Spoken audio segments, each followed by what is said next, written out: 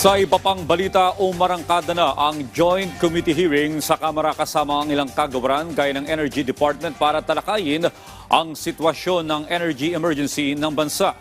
Live ngayon sa Kamara si Vel Custodio. Vel?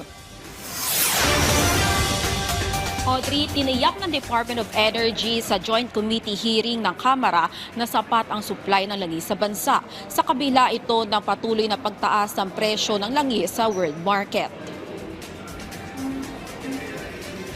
Sa pagdinig, sinabi ni Energy Secretary Sharon Garin na may sapat na inventaryo ang bansa na katumbas ng mahigit 50 araw at tuloy-tuloy pa rin ang pagdating ng mga supply mula sa ibang bansa. Bumili na rin ang gobyerno ng 2 milyong bariles ng langis na kasya sa 10 araw.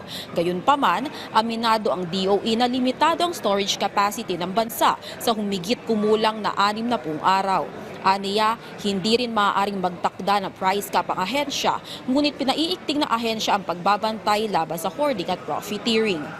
Kabilang pa sa mga suliraning tinalakay sa pagdinig ay ang Oil Deregulation Law, kung saan batay sa monitoring ng DOE, nakitang umano'y overpricing ng domestic price kumpara sa world price ng diesel.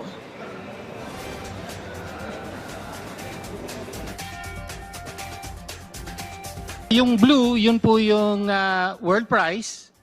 Adjusted yan, no, para maging comparable sila. And then yung pula, yun po yung domestic price. So, ideally, dapat sumusunod yung pula sa blue.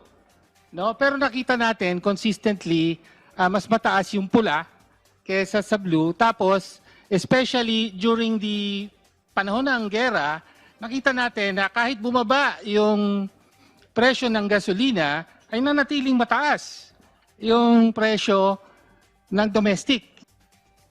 Yung blue, yun po yung... Mungkahi ni Representative Tinio, bagamat deregulated, may kapangyarihan ng Energy Department na isapubliko ang actual cost sa pinagbabatayan ng presyo. Ayon pa sa ilang mambabatas na kapag may state of emergency, may kapangyarihan ng gobyerno para magtatag ng price cap o price control sa kerosene at LPG.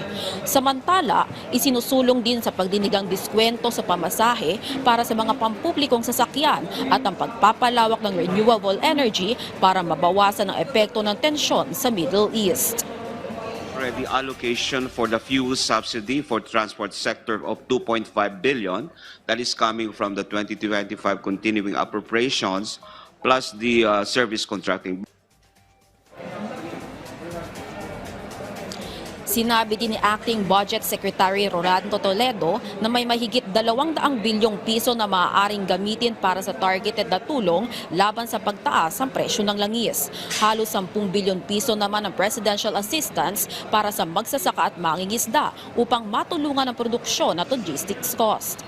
Pinag-uusapan din ang mga kinakailangang pondo at dagdag na suporta para sa repatriation ng mga kababayan nating naninirahan at nagtatrabaho sa gitnang silangan. Binigyan diin naman ni House Speaker Faustino Bogie III ang kahalagahan ng koordinasyon ng pamahalaan para agarang matugunan ang epekto ng pagtaas ng presyo ng langis, pamasahe, kuryente at mga pangunahing bilihin. Audrey, samantala nakikipag-ugnayan na rin ang Department of Foreign Affairs para sa karagdagan o pansamantalang pagkukunan ng supply ng langis, gayon din ng fertilizer, habang tinitiyak din ang safe passage ng mga Filipino seafarers sa Strait of Hormuz. Balik sa iyo, Audrey.